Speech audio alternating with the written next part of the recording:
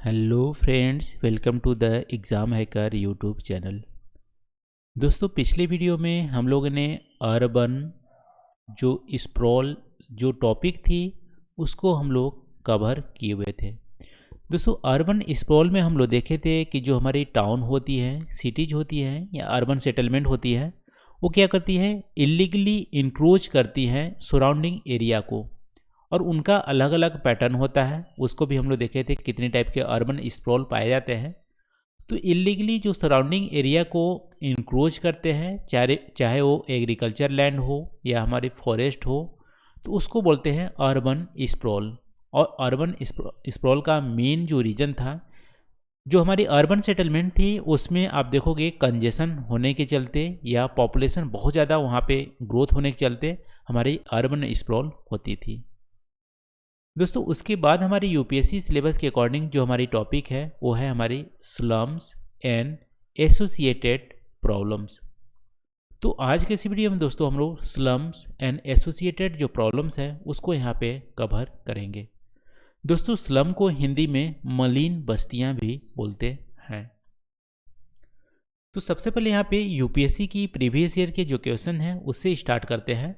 तो यहाँ पे आप देख सकते हो 2007 में पूछा है कि slums are an urban menace, elucidate with Indian cities as example. Slums क्या होते हैं, अर्बन का खतरा होता है, elucidate with Indian cities as example. ठीक है। 2009 में पूछा है कि how do the push and pull factors operate for the emergence of slum in metropolis of India. देखो, यहाँ पे पुश एंड पुल माइग्रेशन के लिए यूज होती हैं फैक्टर्स, और मेट्रोपोलिस का मतलब है ऐसे सिटीज जिनकी पॉपुलेशन 1 मिलियन से 5 मिलियन के बीच हो। मेगालोपोलिस क्या बोलते हैं, 5 मिलियन से ज़्यादा जो पॉपुलेशन है उस सिटीज को मेगापोलिस बोलते हैं या मेगा सिटीज बोलते हैं। और सिटीज की जनरली पॉपुलेशन होती है 1 मिलियन से लेस देन, और सबसे छोटे जो हमारी सिटीज होती है उसको हम टाउन भी बोलते हैं। ठीक है। ये हम क्लासिफिकेशन हम लोग जो हमारी अर्बन सेटलमेंट है उसकी हम लोग डिस्कस कर चुके हैं। तो यहाँ पे मेट्रोपोलिस में जो हमारी स्लम की इमरजेंस होती है उसके लिए पुश एंड पुल फैक्टर कैसे ऑपरेट करने हैं इसको आपको एक्सप्लेन करना है। दोस्तों, 2013 में पूछा है define slums and explain their problems. यहाँ पे सिंपल पूछा है कि स्लम की डेफिनेशन बताइए और उसके प्रॉब्लम को एक्सप्लेन कीजिए।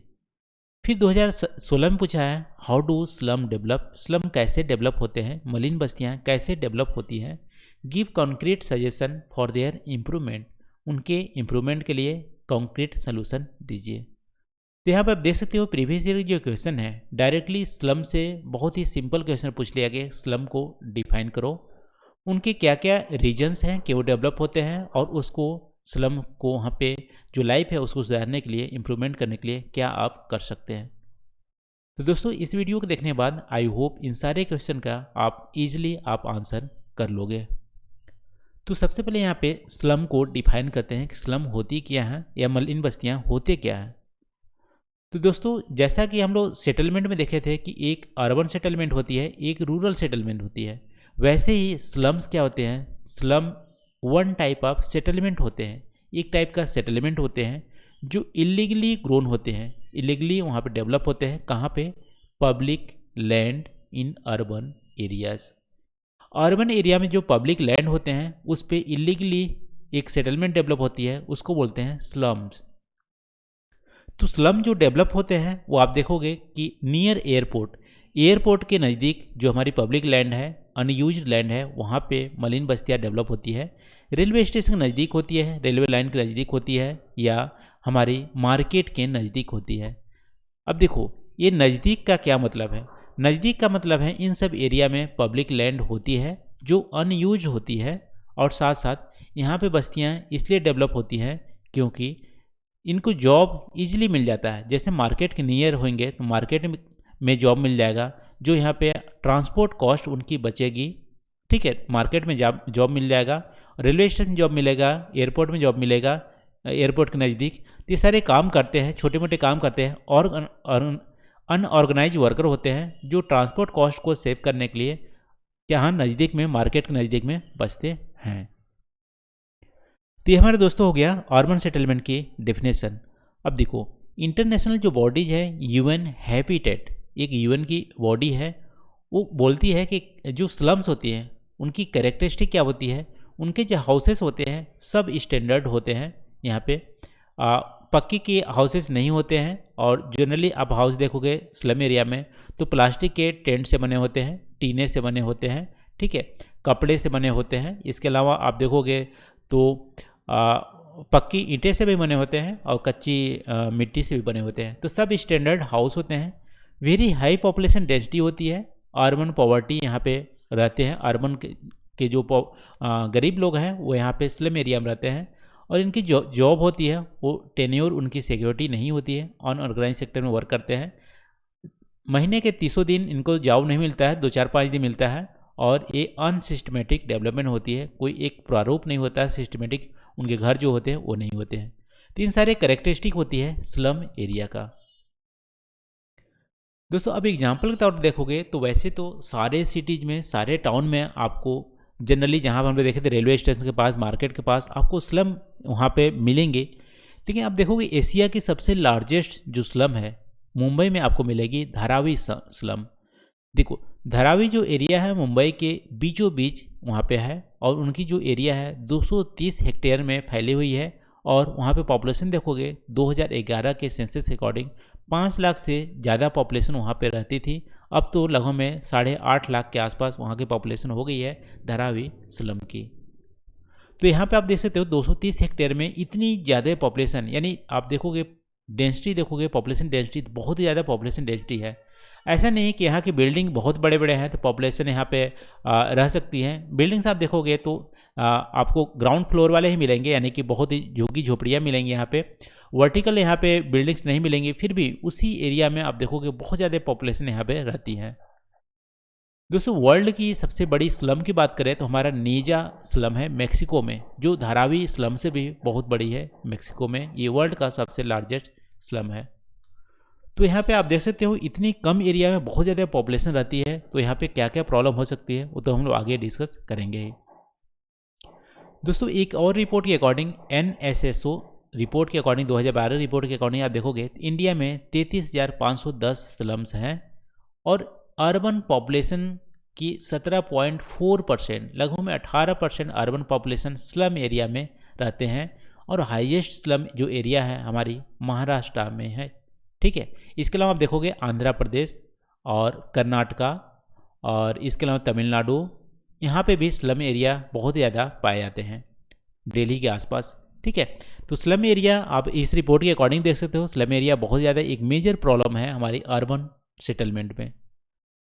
दोस्तों इसके रीजन्स, कॉजेज़ की बात करें कि स्लम की डेवलपमेंट क्यों होती है, अर्बन एरिया में स्लम डेवलपमेंट क्यों होते हैं, तो मेन जो कारण है हमारी पॉवर्टी। देखो स्लम लोग क्या होते हैं, जो मलिन बस्ती में जो लोग रहते हैं वो कहाँ से आते हैं, वो आते हैं, रूरल पॉपुलेशन होती है, रूरल एरिया से कामकाज के लिए अर्बन एरिया में आते हैं। और रूरल एरिया से जो बंदे आते हैं वो इलिटरेट होते हैं, उनके पास कोई भी स्किल बोल सकते हैं स्किल्ड नहीं होती है, जो जॉब पढ़े लिखे नहीं होते हैं जो जॉब कर सके, यानी प्रोफेशनल जॉब कर सकते। तो ये अनऑर्गेनाइज सेक्टर में काम करते हैं, और अनऑर्गेनाइज सेक्टर में आपको पता है कि आपको जो डेली वेज वाले होते हैं बहुत कम तनख्वाह मिलती है, वो भी नहीं, 30 दिन भी तनख्वाह नहीं मिलेगी, ठीक है। तो यहाँ पे बहुत कम इनको पैसे मिलते हैं, और उन पैसे से मुश्किल से वो खाने को अरेंज कर पाते हैं, फूड ही अरेंज कर पाते हैं, रहने के लिए अरेंज नहीं कर पाते हैं। वो हाउस रेंट आपको नहीं दे पाएंगे, ठीक है, तो महंगे महंगे फ्लैट या घर में नहीं रह पाएंगे, वो हाउस को अरेंज नहीं कर पाएंगे, रेंट नहीं दे पाएंगे, सिर्फ अपने लिए फूड ही अरेंज कर पाते हैं। तो इसीलिए वो रहने के लिए क्या करते हैं, ऐसा सस्ता जगह ढूंढते हैं। जनरली पब्लिक जो प्लेस होती है, अनयूज्ड पब्लिक प्लेस होती है नियर मार्केट, वहाँ पे झुग्गी झोपड़ियाँ बना के टेंट गाड़ के वो रहने लगते हैं, और बाद में धीमे धीमे कच्ची की दीवारें बना लेंगे, पक्की की दीवारें बना लेंगे, और अपने फैमिली को बुला लेते हैं, अपने रिलेटिव को बुला लेते हैं। इस तरह से स्लम एरिया वहाँ पे बढ़ती जाती है। तो यहाँ पे मेजर जो रीजन है दोस्तों, पॉवर्टी और स्किल्ड की कमी, उनके पास स्किल्ड नहीं होती है, जॉब नहीं होती है, पॉवर्टी होती है, और मुश्किल से फूड ही अवेलेबल कर पाते हैं अपने से डेली वेज के चलते, रूम रेंट वो अफोर्ड नहीं कर सकते, इसीलिए स्लम एरिया का डेवलपमेंट होता है। दोस्तों यहाँ पे आपको पता है लैक ऑफ जॉब सिक्योरिटी होती है, और यहाँ मेन पॉवर्टी है। और अर्बन एरिया में आप बोल सकते हो यदि सस्ते दाम पे फ्लैट मिल जाए, यदि घर मिल जाए, तो मे भी इन लोग उस सस्ते दाम पे फ्लैट में या घर में रह सकते हैं, हाउस में रह सकते हैं। लेकिन सस्ते दाम पे हमें ईजिली अर्बन एरिया में, क्योंकि लैंड प्राइस बहुत ज़्यादा होती है और वहाँ पे ईजिली हाउस मिलते नहीं हैं, घर मिलते नहीं हैं, सस्ते रेंट पे मिलते नहीं, इसलिए स्लम एरिया का डेवलपमेंट होता है। तो मेन रीज़न हमारा यही है। अब स्लम एरिया की इम्प्लीकेशन क्या होते हैं कि स्लम एरिया हमारी डेवलप हो गई अर्बन सेटलमेंट में, तो उनकी क्या इम्प्लीकेशन होंगी। तो इम्प्लीकेशन आप देख सकते हो, वहाँ पे इतनी ज़्यादा डेंस पॉपुलेशन होती है कि वाटर की जो अवेलेबिलिटी होती है पीने के लिए और डोमेस्टिक यूज के लिए, और वहाँ पे कपड़े धोने के लिए या डोमेस्टिक पर्पज़ के लिए जो पानी होती है वो हमारी साफ़ पानी वहाँ पे अवेलेबल नहीं होती है। ठीक है, तो इसकी वजह से वहाँ पे गंदगी रहती है, साफ़ पानी अवेलेबल नहीं होती है, तो वाटर बॉर्न जो डिसीजेज होते हैं वो ज़्यादा खतरे होती है। जैसे टीबी देख सकते हो, कॉलरा देख सकते हो। इसके अलावा वहाँ पे जो हाउसेस होते हैं दोस्तों, वो भी सब स्टैंडर्ड होते हैं, यानी कि वहाँ पे आ, आ, आप बोल सकते हो रोशनी नहीं मिलती है अच्छे से, धूप भी नहीं मिलते हैं, और भी साफ़ सुथरा नहीं होते हैं। उसके चलते अदर प्रॉब्लम वहाँ पे आने लगते हैं, यानी कि जो हमारी गंदगी वाले जो प्रॉब्लम होते हैं वो हमारी अर्बन स्लम एरिया में पाए जाते हैं। इसके अलावा इतनी ज़्यादा डेंस पॉपुलेशन है, एड्स के भी खतरा ज़्यादा चांसेस होती है, और जॉब सिक्योरिटी नहीं है, तो क्राइम रेट वहाँ पे बहुत ज़्यादा होते हैं। जनरली आपको क्राइम अर्बन सेटलमेंट में जो देखने मिलेंगे वो ओरिजिनेट होते हैं स्लम एरिया से। तो सोशल एविल बेगरी देखने को मिलेंगे, चाइल्ड ट्रैफिकिंग देखने को मिलेंगे, प्रोस्टिट्यूशन देखने को मिलते हैं, और अच्छे से सफिशिएंट फूड अवेलेबिलिटी नहीं होती, माल न्यूट्रिशन का शिकार होते हैं, और हाई चाइल्ड डेथ होती है क्योंकि वहाँ पे सफिशिएंट हेल्थ की फैसिलिटीज़ भी अवेलेबल नहीं होती है। Lack of education, health infrastructure देखने को मिलता है। और इसके अलावा पॉजिटिव आप देख सकते हो कि जो अर्बन सेटलमेंट है उसका मेजर जो सोर्स है लेबर का, हमारी स्लम एरिया से देखने को मिलते हैं। तो ये सारे प्रॉब्लम देखने को मिलते हैं। अर्बन में क्राइम रेट आपको ज़्यादा बढ़ जाएंगे क्योंकि स्लम एरिया यदि रहेंगी तो दोस्तों ऐसा नहीं है कि जो हमारी स्लम जो बस्तियां हैं, जो पीपल हैं, वो अपने ही पीपल हैं, वो कहीं बाहर से नहीं आए हैं, वो इंडिया के ही हैं। तो इसीलिए गवर्नमेंट ने उनको एक्चुअली उनको यदि अच्छे से फैसिलिटीज प्रोवाइड की जाए, तो ऐसा नहीं है कि स्लम एरिया में अपने मन से रहना पसंद करते हैं, वो फोर्सफुली वहाँ पर रहते हैं। तो यहाँ पे गवर्नमेंट के द्वारा क्या क्या स्टेप उठाए गए हैं स्लम एरिया के डेवलपमेंट के लिए, वो देख लेते हैं। तो दोस्तों 1956 में बहुत ही पहले यहाँ पे आप बोल सकते हो स्लम रिहेबिलिटेशन एक्ट बनाया गया है, जिसकी तरह स्लम एरिया में की डेवलपमेंट की बात कही गई है। लेकिन जनरली स्लम का डेवलपमेंट हमारी स्टेट गवर्नमेंट के ऊपर आता है, सेंट्रल गवर्नमेंट के अंडर नहीं आता है। तो अपने अपने स्टेट गवर्नमेंट अलग अलग तरीके से वहाँ पे स्लम की डेवलपमेंट की है। लेकिन दोस्तों स्लम एरिया की जो मेन प्रॉब्लम है, आप मान लो स्लम जो पीपल हैं उनको आप घर प्रोवाइड भी कर देते हैं, जैसे गवर्नमेंट गुजरात या महाराष्ट्र में आप देखोगे तो उनको घर प्रोवाइड भी कर दिए जाते हैं, लेकिन वो अपने घर में रहते नहीं हैं, उसको रेंट पे लगा देते हैं। क्यों?